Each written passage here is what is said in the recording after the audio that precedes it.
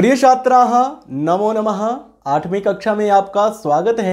8वीं कक्षा में हम 13वां पाठ जो है जिसका नाम है हिमालयः उसका पाठन कर रहे हैं और इससे पहले हमारी उसके ऊपर 3 वीडियो आ चुकी हैं और आज चतुर्थ वीडियो में हम इस पाठ का करने वाले हैं अभ्यास कार्य। तो विलंब न करते हुए आइए सीधा चलते हैं अभ्यास कार्य में। तो आइए देखते हैं कि हमारा सबसे पहला अभ्यास कौन सा है। पहला अभ्यास है अधोलिखितानां प्रश्नानां एकपदेन उत्तराणि लिखत। अब देखिए क प्रश्न है पृथिव्याः मानदंडः कः। तो यहाँ पर एक पद में उत्तर हमें देना है, ज़्यादा लंबा उत्तर नहीं देना है, छोटा सा उत्तर चाहिए। एक पद का हो तो उत्तर क्या आएगा, पृथिव्याः मानदंडः कः, उत्तर है हिमालयः। दूसरा प्रश्न देखिए, हिमालयः भारतस्य कस्यां दिशि वर्तते। तो यहाँ उत्तर क्या है, उत्तरस्यां दिशि। प्रश्न क्या है, प्रश्न का भाव क्या है कि हिमालय भारत की कौन सी दिशा में है। तो उत्तर है उत्तरस्यां दिशि, अर्थात उत्तर दिशा में। आगे देखिए ग प्रश्न है इंदोः किरणेषु कः निमज्जति। तो उत्तर देखिए क्या है, अंकः। इंदोः किरणेषु कः निमज्जति, चंद्रमा की किरणों में कौन छुप जाता है। तो कौन छुपता है, अंकः। अंकः मतलब कलंकः। घ प्रश्न कुमार संभव महाकाव्यस्य रचयिता कः। प्रथम वीडियो में हमने आपको बतलाया था कि हिमालयः पाठ महाकवि कालिदास के द्वारा विरचित कुमार संभव महाकाव्य से लिया गया है। तो कुमार संभव महाकाव्य से रचयिता कः, उत्तर क्या होगा, कालिदासः, महाकवि कालिदासः।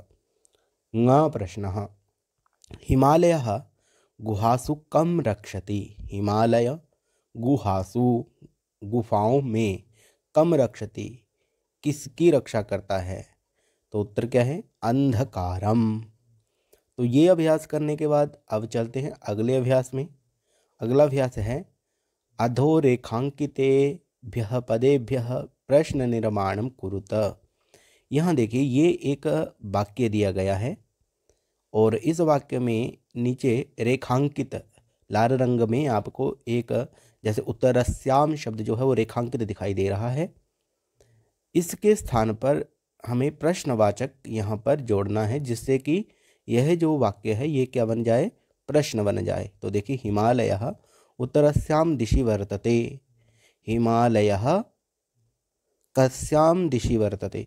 तो यहाँ देखिए उत्तरस्याम के स्थान पर क्या आ गया, कस्याम। कस्याम क्या है, प्रश्नवाचक है।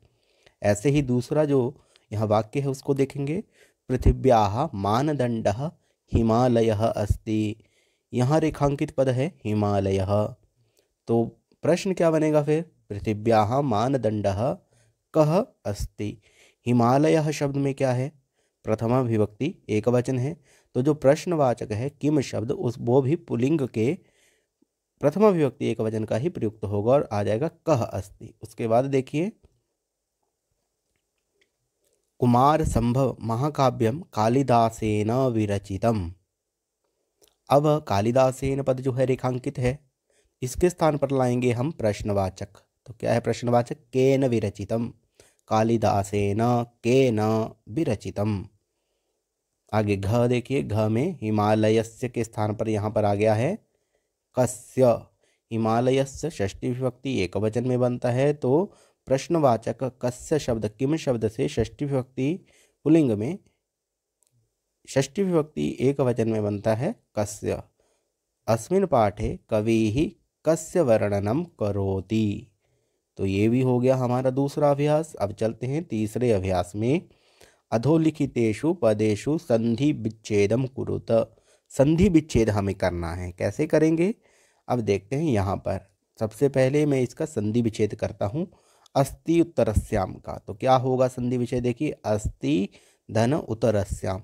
अब ध्यान से देखिए कि अस्ति के अंत में कौन सी ध्वनि आ रही है, अस्ति किसकी ध्वनि आई, ई की, और दूसरी तरफ क्या है, ऊ।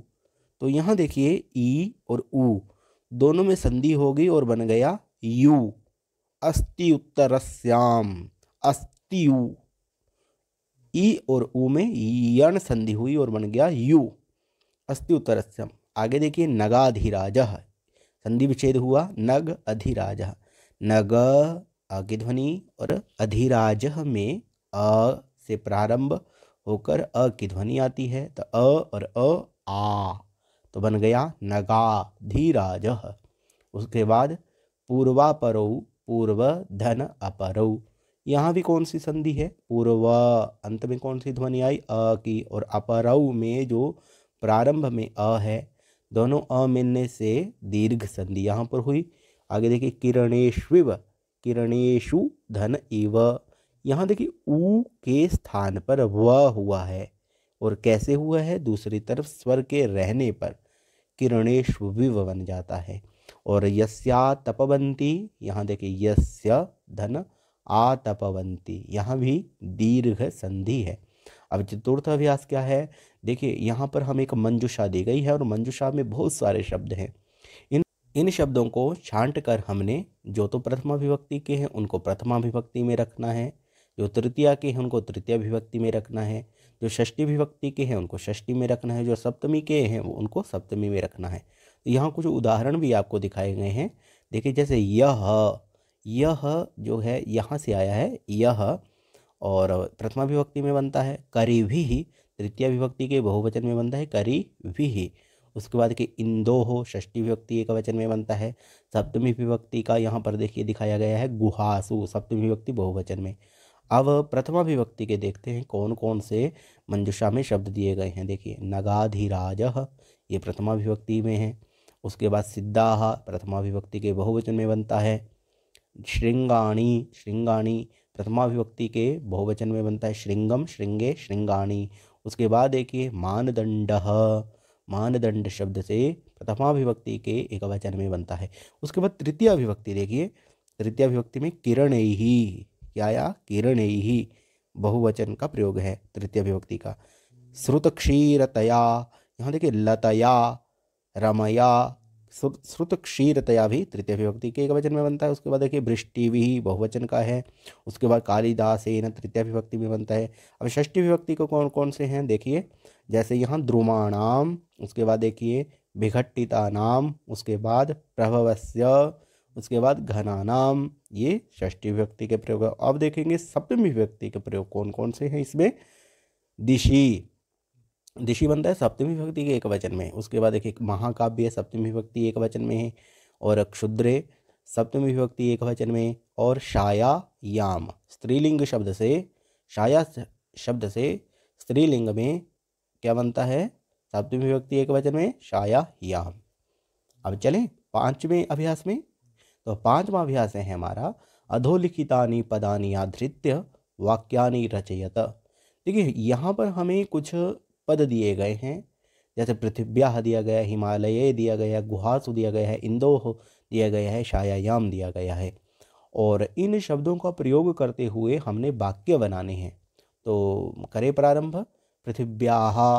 अब देखिए पहला जो हमारा श्लोक आया है उसमें पृथिव्याः मानदंड आया है ना शब्द, उससे हम वाक्य बना सकते हैं कैसे, हिमालयः पृथिव्याः मानदंडः इव, हिमालय पृथ्वी के मानदंड की तरह है। आप और भी वाक्य बना सकते हैं, मैंने तो ये बनाया है। उसके बाद देखिए हिमालये, हिमालय में क्या करेंगे हम, हिमालये सिद्धजनाः वसन्ति, हिमालय में सिद्धजन रहते हैं। गुहासु गुफाओं में, इससे वाक्य बनाएंगे गुहासु अंधकारम भवति, बन गया वाक्य। उसके बाद देखिए इंदोः किरणेषु कलंकः निमज्जति, चंद्रमा की किरणों में कलंक ढक जाता है, निमज्जति छुप जाता है। छायायाम, छायायाम देखिए ग्रीष्मकाले जनाः छायायाम उपविशन्ति, ग्रीष्मकाल में जनाः लोग छायायाम छाया में उपविशन्ति बैठते हैं। तो प्यारे छात्रों, आपको आज का हमारा ये पाठ कैसा लगा ये आप हमें कमेंट करके जरूर बतलाना, और अगले पाठ में हम फिर से आपसे रूबरू होंगे, आपसे मिलेंगे। तब तक के लिए जय तो संस्कृतम, जय तो भारतम।